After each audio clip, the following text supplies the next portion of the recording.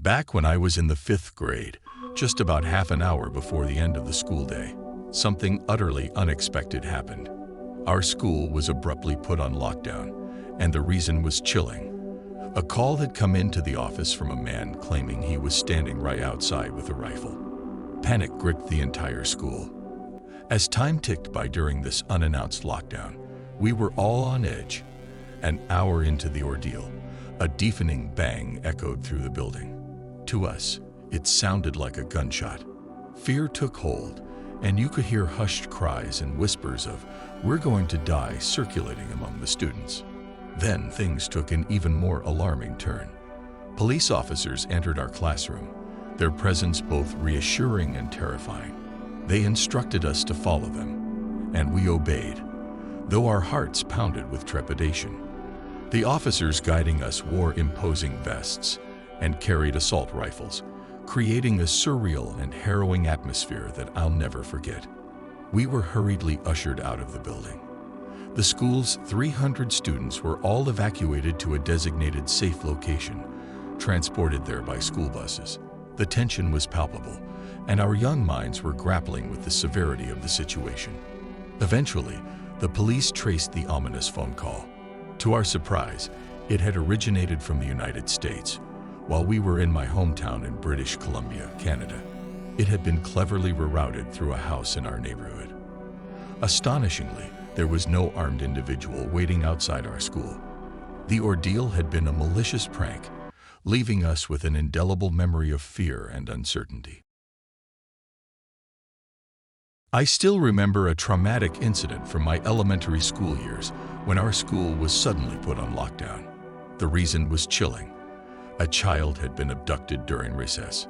At the tender age of 7, I was overwhelmed by fear, worried that the kidnapper might return for more victims. The details are a bit hazy in my memory, given my young age, but it's likely that the abduction was tied to a domestic situation rather than a random act. Fast forward to my college years, and I found myself facing another harrowing situation. This time, I was a witness to a shocking event as a man was shot in his own front yard, not far from our off-campus housing. The shooter hastily fled in the direction of our college campus, which was just about 4 blocks away. As the gravity of the situation sunk in, my study group disintegrated due to the trauma we'd all just experienced. I decided to head to the library, although it wasn't a decision I took lightly. I knew there was a slight risk involved, particularly if the shooter chose to linger or potentially take a hostage.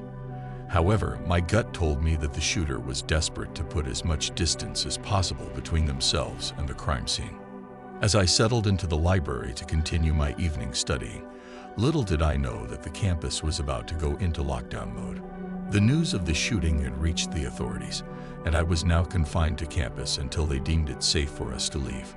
What compounded the fear and anxiety during this ordeal was the chilling fact that it occurred just a year after the tragic Virginia Tech shooting. I attended a university not far from that infamous event, intensifying the trauma and dread that lingered in the air. I can never forget the day when a disgruntled grad student brought terror to our campus.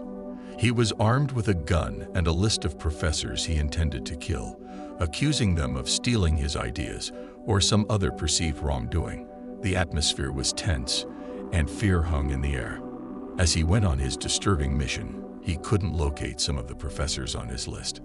Thankfully, one of them was off campus that day, and I'm uncertain about the others.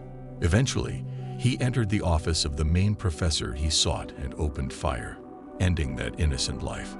It was a tragic and horrifying day that none of us could have imagined. I fervently hope to never experience anything like it again, as our campus became an unexpected part of another school shooting tragedy. In the midst of this chaos, I had a student take refuge in my office.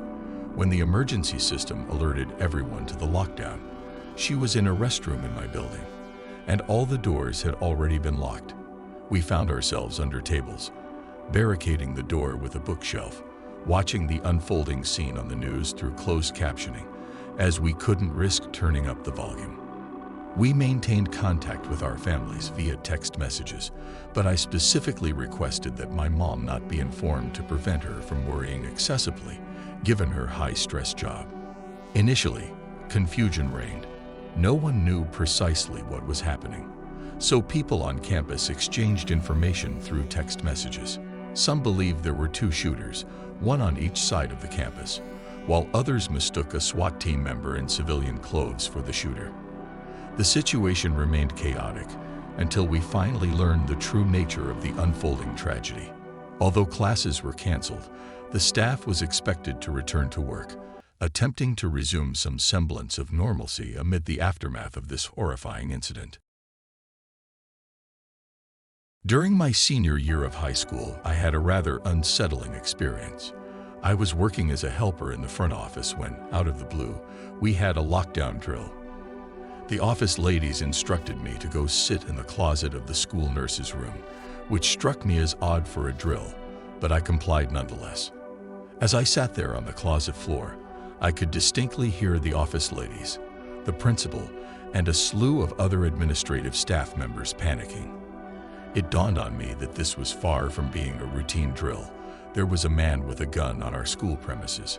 Panic surged through me as I thought about my friends, my sister, and the other students outside in the main school area, probably not taking this drill seriously because, well, it was just supposed to be a drill, right? The worst part was that although I had my phone with me, there was no service in that cramped closet.